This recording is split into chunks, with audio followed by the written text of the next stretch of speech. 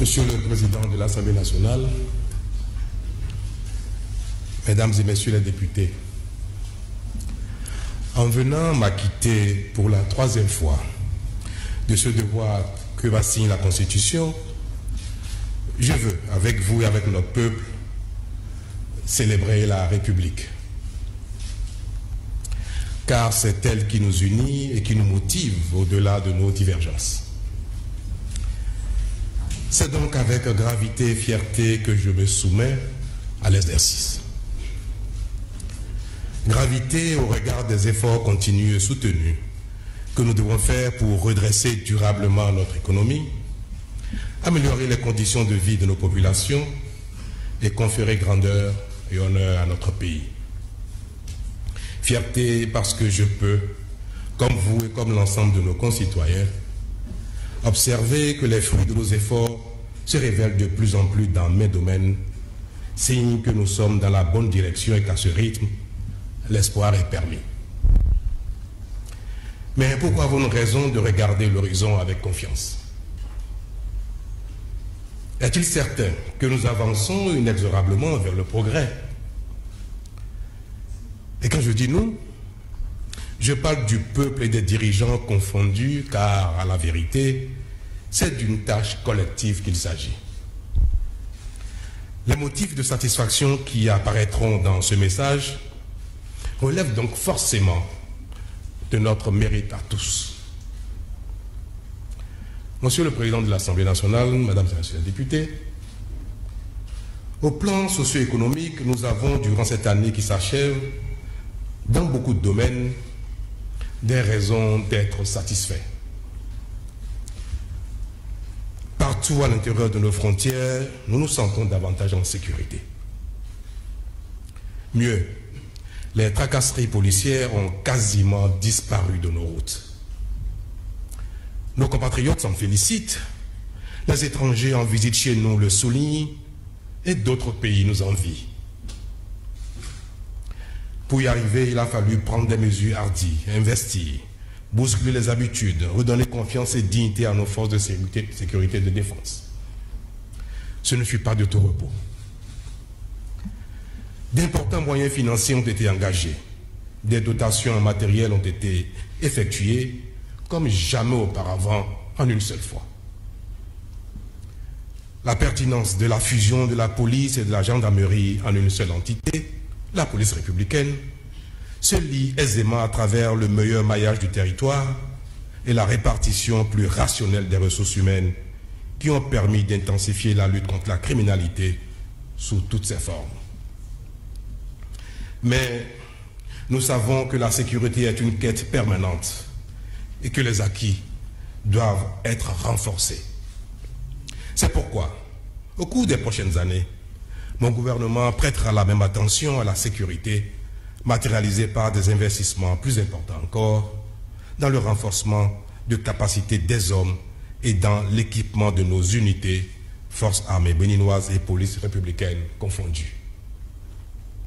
D'ailleurs, il convient ici de les saluer pour leur engagement républicain à veiller sur notre quiétude à tous. Si la sécurité est un facteur fondamental de bien-être, celui-ci est davantage porté et matérialisé par d'autres intrants. Ainsi en est-il de l'eau potable, par exemple. Et sur ce front, notre situation globale demeure inacceptable. Mais les travaux entrepris au niveau de l'hydraulique urbaine et périurbaine permettent déjà de porter à plus de 3 millions de personnes la population totale desservie au 31 décembre de cette année, y compris dans le département des collines réputé géologiquement difficile. Par ailleurs, dans le domaine de l'approvisionnement en eau potable en milieu rural, le programme d'investissement à court terme, démarré en octobre 2018, a permis de lancer les travaux pour 110 nouvelles adductions d'eau multivillages dans tout le pays pour desservir 821 700 personnes, soit environ 20% des populations non encore desservies. Sur ce front également, les études sont finalisées pour le démarrage au cours du deuxième semestre 2019 des travaux de construction de 500 nouveaux systèmes d'approvisionnement en eau potable multivillage en vue de l'accès universel à l'eau potable à l'horizon 2021. Sur un programme d'investissement prioritaire de 300 milliards de francs CFA destiné à atteindre cet objectif, 200 milliards, soit 66%, sont déjà mobilisés et les actions sont en cours pour le bouclage total du financement avant la fin du premier semestre 2019.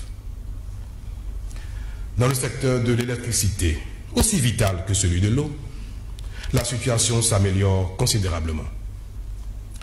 Ici aussi, nous venons de loin, de sorte que l'amélioration notoire qui s'observe aujourd'hui nous donne déjà l'impression que la crise énergétique aiguë qui sévissait jusqu'en 2016 est si lointaine.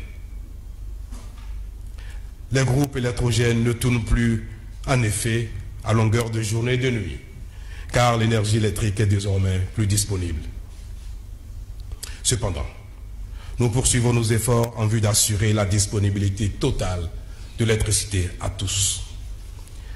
À côté de l'eau et de l'électricité, la santé de nos compatriotes fait l'objet d'une attention particulière, quand bien même l'année 2018 a été marquée par de sérieuses difficultés. Dans ce secteur, la situation est très préoccupante, aussi bien dans le public que dans le privé. Les plateaux techniques insuffisants, la conscience professionnelle déficitaire et les intrants parfois détournés. Aussi, les profondes réformes initiées, les actions hardies engagées ont-elles soulevé des incompréhensions. Leur finalité est pourtant d'améliorer de façon significative le système sanitaire au profit du plus grand nombre de nos populations. Nos actions ont particulièrement consisté en la lutte sans merci contre les faux médicaments, pour favoriser l'assainissement du sous-secteur pharmaceutique, en la fermeture d'environ 1 millier de centres de santé privés illégaux, mais surtout et surtout non qualifiés, en la réforme du système public de la santé, afin d'amener les agents de l'État à se consacrer exclusivement et pour l'heure à leur mission principale. Au registre des infrastructures du secteur, la mise en service de l'hôpital de zone d'Alada, le redémarrage des travaux de celui de Savet, les démarches pour la construction de l'hôpital de zone des 3A, à Promissété, à Vrancourt et à Djara, et les préalables déjà accomplis pour la construction de l'hôpital de référence d'Abomey-Calavi témoignent de nos efforts. Ceux-ci sont soutenus par un vaste programme de réhabilitation des plateaux techniques existants. À cet égard, un diagnostic d'envergure est déjà en cours. C'est dire qu'à terme, le secteur de la santé sera totalement mis aux normes pour combler nos attentes. Pendant ce temps, les programmes sociaux, comme la prise en charge de la césarienne, le paludisme chez les enfants de moins de 5 ans, et de la dialyse ont été maintenus. Plus encore, les soins palliatifs pour les personnes atteintes de maladies incurables sont désormais intégrés à ce package de gratuité. Malgré ces acquis, les attentes restent grandes quant à l'universalité des soins de santé. À ce propos, je veux vous assurer qu'après la phase préparatoire qui a été plus longue que prévu, la mise en œuvre imminente du projet Assurance pour le renforcement du capital humain ARCH, dont le volet Assurance maladie apportera des réponses claires aux préoccupations des populations à partir de l'année 2019. Dans cette perspective, les pauvres extrêmes et les pauvres non extrêmes, premiers bénéficiaires dont l'effectif est estimé à environ 4,2 millions de personnes, ont été identifiés. D'ores et déjà, 350 000 d'entre eux recevront gratuitement leur carte d'identité biométrique dans les prochaines semaines et bénéficieront de la phase pilote du projet dès le premier trimestre 2019 dans les zones sanitaires couvrant Abomey-Calavi, Soava, Dassazoumé, Glazoué, Djougou, Waké et Kopargo. Le projet sera ensuite généralisé à tous d'ici fin 2019. Nous avons en effet besoin de citoyens et de citoyens en bonne santé pour prendre en charge pour prendre en charge tous les autres secteurs dont l'éducation en est un pilier. Dans ce domaine, la situation est apparue bien plus critique que perçue. En dehors des grèves qui le paralysaient et plombaient les performances des apprenants, l'insuffisance des infrastructures, la nature de la qualité des enseignants posait et pose encore problème. C'est pourquoi le gouvernement a initié l'évaluation des enseignants de la maternelle, du primaire et du secondaire général avec pour objectif l'identification et la satisfaction des besoins réels de formation pour de meilleures performances au profit de l'école béninoise. S'agissant de la maternelle et du primaire en particulier, le gouvernement a relancé avec pertinence le programme des cantines scolaires. Celle-ci impacte désormais 537 400 enfants contre 351 000 l'année dernière, avec l'extension du programme à 1600 nouvelles écoles pour compter de l'année scolaire en cours, soit un taux de couverture de 51% d'écoles. Par ailleurs, le gouvernement a poursuivi et renforcé les mesures sociales à travers notamment l'exonération des frais de scolarité des élèves filles du premier cycle de l'enseignement secondaire général et celles inscrites dans la filière industrielle de l'enseignement technique. Au total, 245 118 filles ont été impactées en 2018 pour un coût global de 2 490 millions de francs CFA. De façon spécifique, dans l'enseignement supérieur public, en dehors de la construction d'infrastructures, l'État a respecté ses engagements en procédant à l'appurement des arriérés d'allocations universitaires des années 2015, 2016 et 2017 à hauteur de 15 milliards de francs CFA.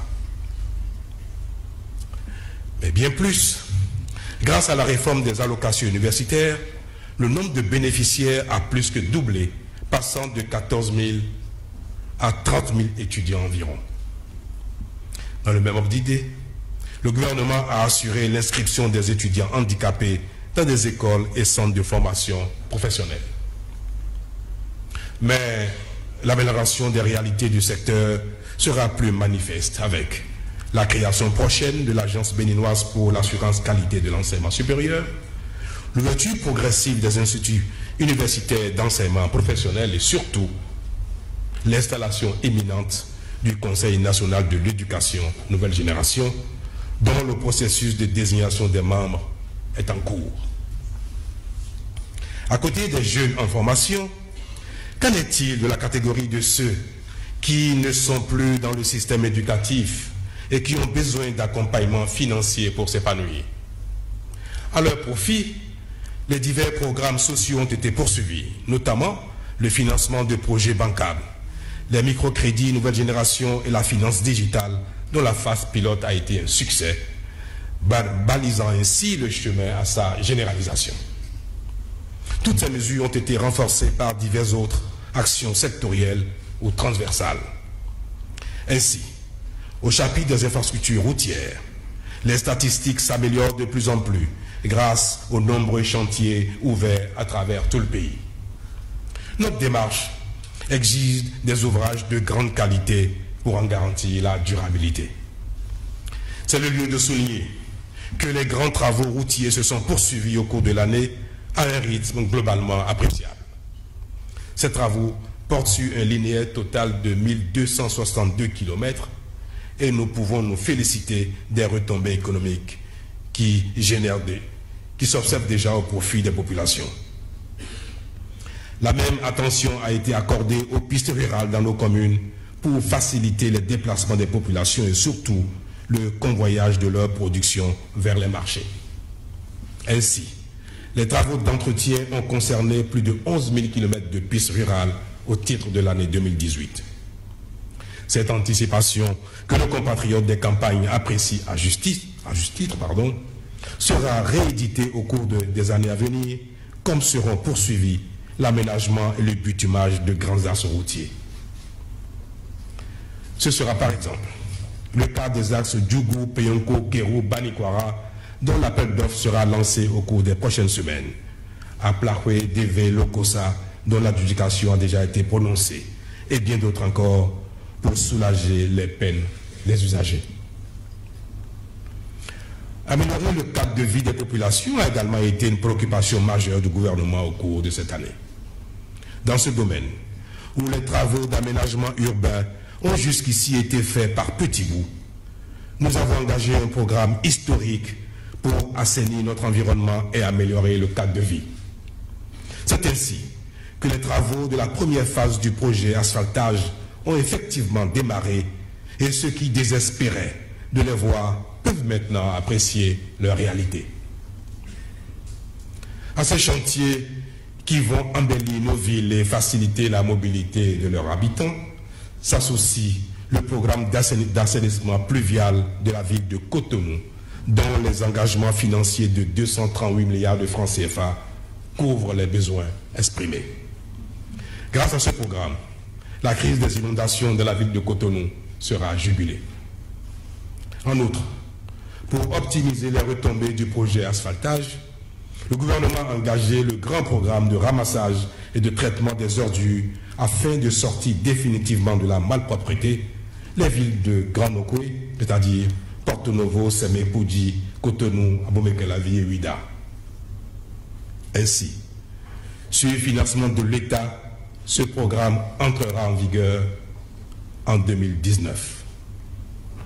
Mais déjà, en vue de préserver l'intégrité de notre territoire, nous avons sans tarder initié les travaux de la deuxième phase du projet de protection de la côte à l'est de Cotonou. En un an à peine, les résultats sont remarquables puisqu'en plus de protéger la côte, nous avons réussi à faire reculer la mer en draguant 1 500 000 m3 de sable pour recréer de la plage là où elle avait disparu. Cette prouesse a mis fin au désarroi des populations riveraines qui, il y a peu encore, ne savaient à quel saint se vouer. Le désarroi, il est perceptible aussi à Havre-Kété et environ. Mais depuis le 6 décembre 2018, il a fait place à l'espoir, puisque nous y avons lancé les travaux de protection de la section centre de la côte. Le désarroi, c'est encore ce sentiment qui anime nos compatriotes de Grand Popo, qui subissent les mêmes affres de l'érosion côtière. Je veux ici les rassurer. Je veux leur dire que les travaux de protection des 23 km de la section ouest de notre côte, allant de Ilakoudi à la Bouche-du-Roi, seront lancés en 2019. Les financements sont déjà mobilisés à cet effet. Toutes ces actions qui impactent nos communes ont été réalisées ou engagées dans le respect des règles de la décentralisation. Une décentralisation que nous voulons plus pertinente et productive de résultats au profit des populations. Aussi avons-nous accompagné la signature d'une convention de partenariat entre l'Association des élus français d'origine béninoise et l'Association nationale des communes du Bénin. Ce partenariat vise à favoriser le partage d'expériences entre nos frères élus en France et les dirigeants de nos communes afin d'améliorer leur gestion. Ces communes sont essentiellement rurales. Elles sont donc le théâtre par excellence de la mutation qualitative de notre agriculture dont les rendements sont en pleine croissance et dont la contribution au PIB s'améliore considérablement. Nos efforts collectifs ont, en effet, permis de réaliser des performances agricoles inédites, aussi bien pour les productions d'exportation que pour les vivriers, le maïs, le riz et le coton notamment.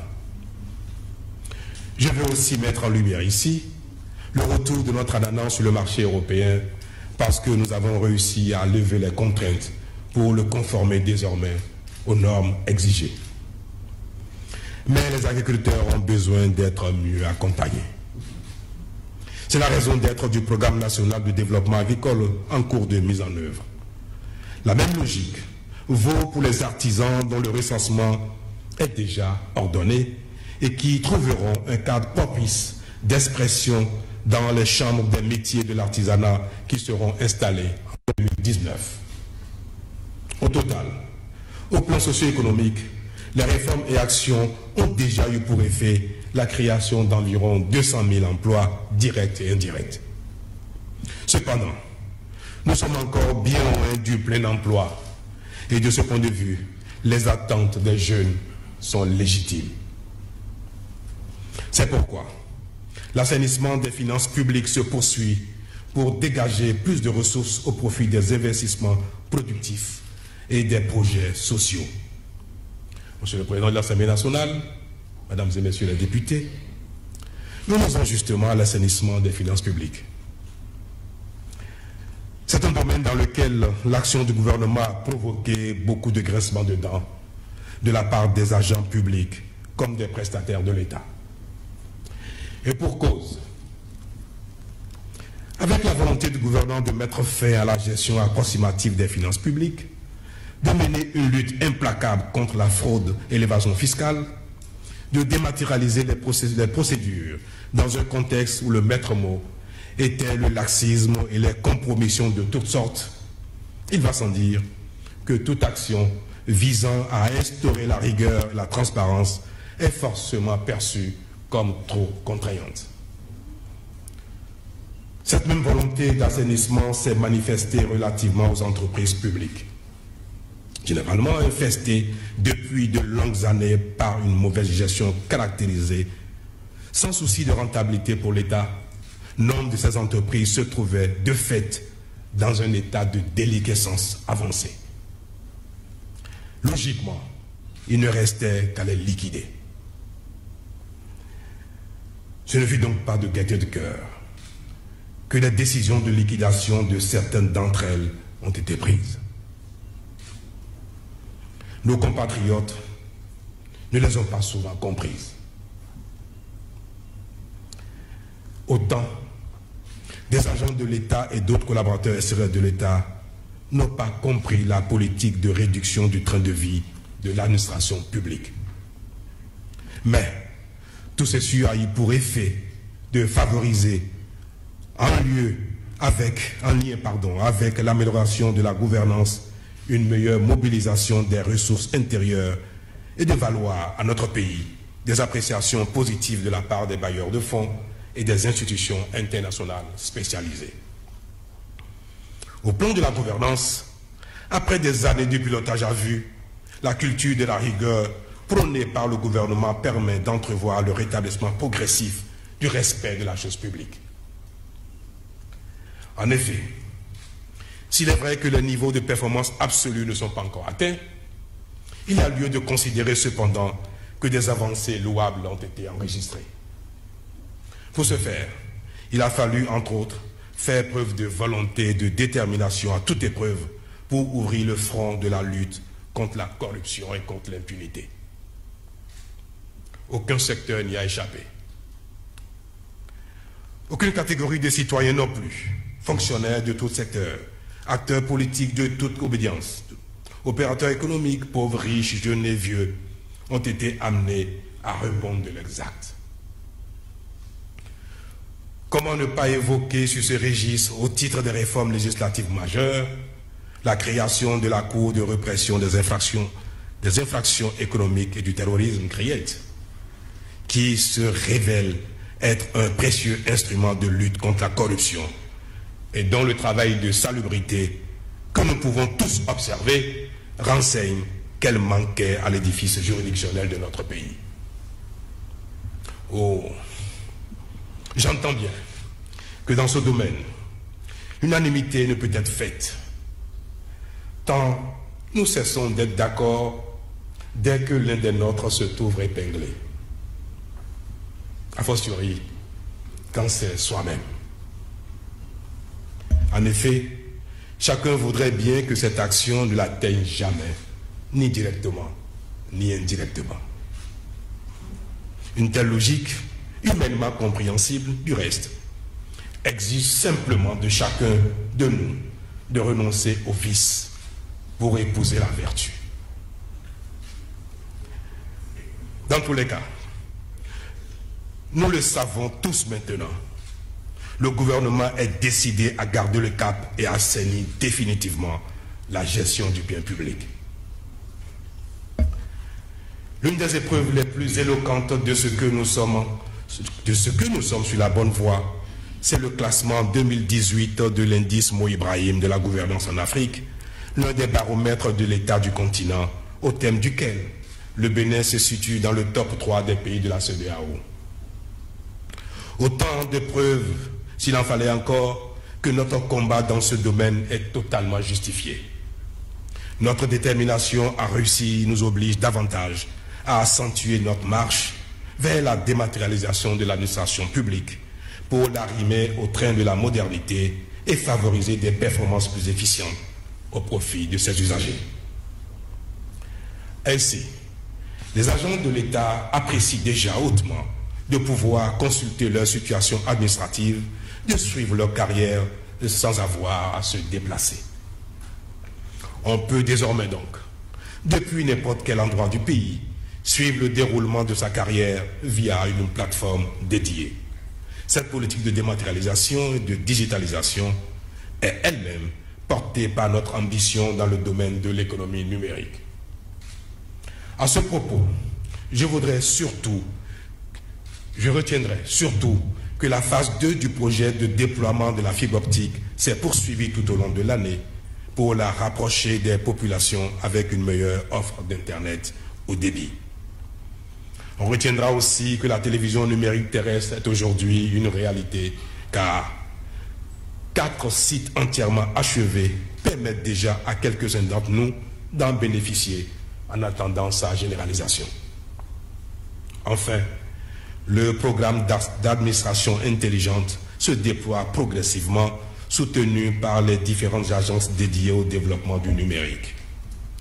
Mesdames et messieurs les députés, l'assainissement, l'assainissement n'est pas seulement limité aux finances publiques et à la gouvernance économique. Il a également pris en compte le système politique, jusqu'ici marqué par une multiplication à outrance des partis, et partant, leur inaptitude à influencer efficacement les choix politiques et la gouvernance du pays. Au plan législatif, en effet, l'année 2018 a été marquée par des réformes majeures mises en œuvre et d'initiatives partagées entre le Parlement et le gouvernement en vue de la mise en place progressive d'un cadre institutionnel et démocratique plus équilibré et plus efficace. Je m'en voudrais donc, mesdames et messieurs les députés, de ne pas saluer votre engagement et votre contribution hautement appréciable. Au nombre de ces réformes figure le vote des lois portant respectivement charte des partis politiques et code électoral en République du Bénin. Si la première a déjà commencé à produire ses effets avec la recomposition qualitative amorcée du paysage politique, ceux de la seconde seront mis en évidence à l'occasion des élections législatives de l'année prochaine pour lesquelles mon gouvernement jouera pleinement sa partition. C'est le lieu de rappeler que les dysfonctionnements qui caractérisent notre système politique avaient des impacts négatifs évidents sur l'ensemble de notre système sociopolitique, voire économique. Désormais donc, l'action politique sera plus homogène et plus prévisible. Les partis politiques répondront mieux que par le passé à leurs obligations constitutionnelles et légales. Notre pays avance ainsi inexorablement vers la rationalisation de son paysage politique. Le tout sans remettre en cause le multipartisme intégral que nous chérissons tant, mais juste en l'encadrant de conditions objectives de représentativité. Ce faisant, nos populations désespéreront moins de la classe politique. Elles savent désormais que la démocratie, c'est moins la prolifération des partis politiques que la promotion d'idéologies et de projets de société visant à améliorer leur quotidien. Elles savent aussi qu'à l'avenir, nos institutions politiques fonctionneront de manière plus harmonieuse. Tout ceci crédibilise davantage notre pays, dont l'amélioration de l'environnement des affaires déjà perceptible s'en ressentira davantage. Monsieur le Président de l'Assemblée nationale, Mesdames et Messieurs les députés, grâce aux réformes engagées, notre pays évolue à grands pas vers le respect des principaux standards internationaux à travers la mise en place d'outils appropriés. Toutes choses favorables au climat des affaires et à la promotion des investissements. Plus concrètement, les réformes ont permis de relancer effectivement notre économie. En témoigne l'évolution du taux de croissance passé de 2,1 en 2015 à 6,5 au moins en 2018. Cette tendance haussière irréversible permettra indubitablement à notre pays de franchir en 2019 le seuil de 7% nécessaire pour engager durablement une réduction effective de la pauvreté. Cette performance est de plus en plus saluée par plusieurs partenaires internationaux, ainsi que le soulignent les rapports de satisfecit du Fonds monétaire international qui, tout en crédibilisant notre pays, lui ouvre les portes pour la mobilisation des ressources nécessaires à la mise en œuvre de son programme de développement.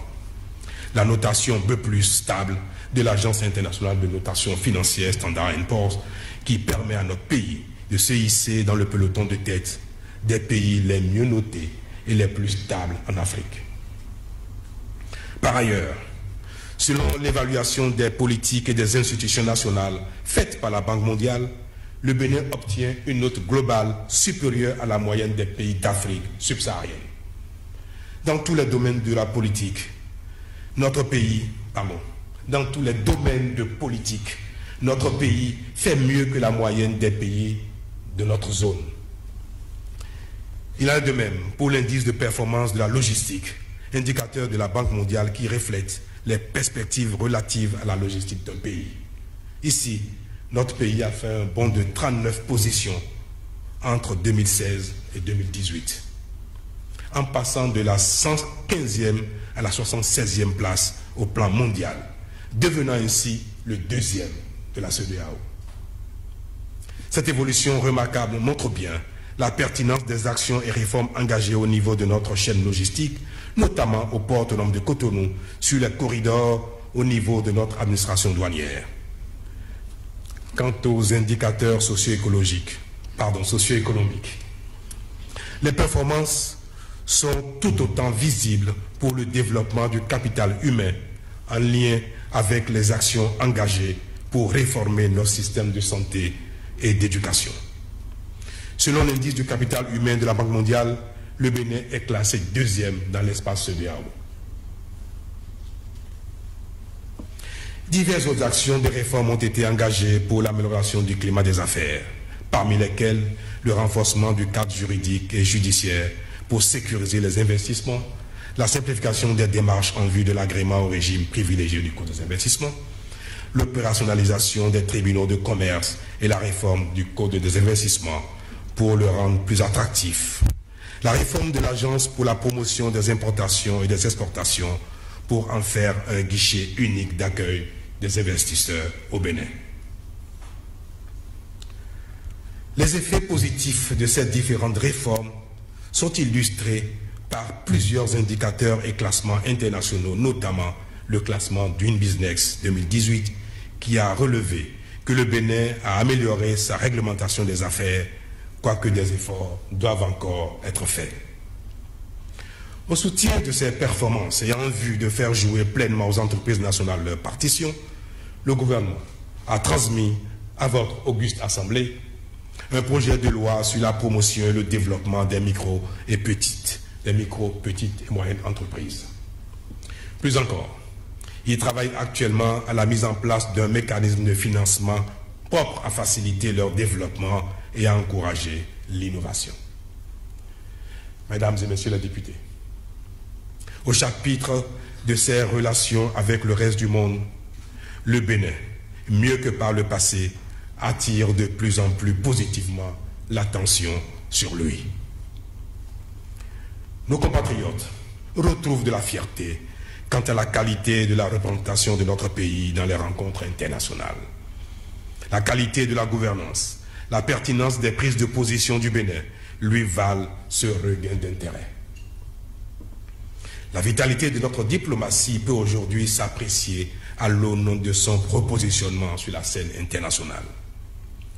Notre sélection parmi 5 pays dans le monde pour bénéficier de l'initiative de soutien aux objectifs de développement durable, la réponse positive de la France visant à nous restituer des œuvres d'art historiques achève de convaincre de ce retour au premier plan.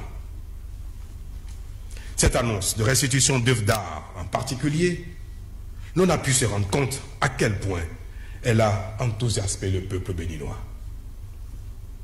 À terme, ces œuvres, dont la valeur historique, spirituelle et culturelle est inestimable, seront, à n'en point douter, de véritables attractions touristiques. Mais d'ici à là, notre action dans ce domaine aura permis de rénover totalement le parc Pandjari, qui est devenu une attraction et draine un nombre sans cesse croissant de touristes. Les travaux de construction de musées modernes qui seront lancés en 2019. Une fois achevés, ils contribueront à faire de notre pays une destination prisée dont on parle. En cela, nos sportifs ont un rôle non négligeable à jouer, tant leur rayonnement peut contribuer à la visibilité du Bénin. Qu'il me soit donc permis ici de me réjouir avec vous de leurs performances de plus en plus remarquables dans toutes les disciplines. Notre pays sort enfin de la philosophie de la simple participation aux compétitions pour commencer à exceller. Les résultats positifs s'inscrivent dans une perspective durable et non plus conjoncturelle. Notre subvention accrue aux fédérations sportives, la politique que nous déployons pour le financement du sport par les grandes sociétés, l'institution des classes sportives et des classes culturelles, l'institution des associations sportives communales, la construction des stades omnisports communaux, dont 22 ont été déjà lancés cette année, sont de nature à soutenir cette dynamique sportive. Dynamique qui sous-tend aussi notre quête de lendemain meilleur. Monsieur le Président de l'Assemblée nationale, Mesdames et Messieurs les députés, comme nous le constatons, les fondations pour un développement économique et social harmonieux de notre pays se consolident grâce aux efforts et sacrifices consentis par nous tous. Mais nous devons redoubler d'ardeur pour accélérer le processus. Aussi, voudrais-je compter davantage sur les talents et le dynamisme de notre peuple pour nourrir l'espoir d'un Bénin qui se métamorphose positivement pour le bonheur de tous. En effet, au regard du niveau d'assainissement atteint en moins de 3 ans, avec les nouveaux réflexes vertueux qui font leur retour, fort des programmes sociaux en cours de mise en œuvre, notre pays offrira de plus en plus les meilleures conditions de vie à ses filles et à ses fils. Ce sera déjà le cas pour 20% de nos populations, soit plus de 2 millions de personnes qui n'ont pas d'acte de naissance. Grâce au projet d'enregistrement dérogatoire à l'état civil, ils cesseront d'être des citoyens entièrement à part pour devenir des citoyens à part entière. Ils pourront alors envisager l'avenir avec moins d'anxiété et plus d'assurance. Citoyens, c'est-à-dire fils de ce pays, c'est à ce titre que nous serons appelés aux urnes dans quelques semaines pour désigner nos députés, ceux de la 8e législature. Je voudrais d'ores et déjà nous inviter à transcender, le moment venu, nos passions pour faire de ces consultations un moment de convivialité. C'est ainsi que nous continuerons à perpétuer la bonne réputation de notre processus démocratique. Car ce que la République attend de nous, ce n'est pas d'avoir raison individuellement. C'est d'avoir raison collectivement, historiquement, en tant que peuple, en tant que nation. Mais la République, c'est aussi l'enfant qui vient de naître pendant que je vous parle. C'est l'artisan, c'est l'agriculteur, c'est le vendeur du marché, c'est la vendeuse du marché, c'est l'artiste, c'est le riche, c'est le pauvre, c'est le travailleur, comme c'est celui qui est en quête d'emploi. C'est vous et moi. Pour nous tous, le meilleur est toujours possible. Il est au bout de nos efforts conjugués. C'est pourquoi nous ne devons pas nous contenter des bonnes appréciations de la communauté internationale, pas plus que des effets de plus en plus visibles de notre action. Ce sont simplement autant de signes que nous tenons le bon bout, que nous devons poursuivre nos efforts pour qu'à terme, les investissements de survie cèdent la place aux investissements de confort. Ce à quoi nous aspirons. Car, quand on se trouve dans une situation où tout est prioritaire et urgent, les premières priorités sont celles de survie. Ce n'est qu'après que les secondes permettent d'améliorer le quotidien. Pour ma part, je reste convaincu que notre effort commun nous permettra de passer des premières priorités aux secondes en peu de temps. Je poursuivrai donc, avec cette conviction et le soutien de chacun, cette œuvre exaltante au service de notre pays et au bénéfice de tous. Enfin, je ne saurais terminer mon propos sans vous remercier, mesdames et messieurs les députés, toutes tendances confondues, pour l'accompagnement dont mon gouvernement a bénéficié, attesté une fois encore par le vote la semaine dernière du budget général de l'État, exercice 2019. Son exécution nous permettra de poursuivre l'œuvre de construction nationale dont nous avons, vous et nous, la responsabilité et que je m'emploierai à conduire avec détermination et honneur. Vive la République, vive le Bénin. Je vous remercie.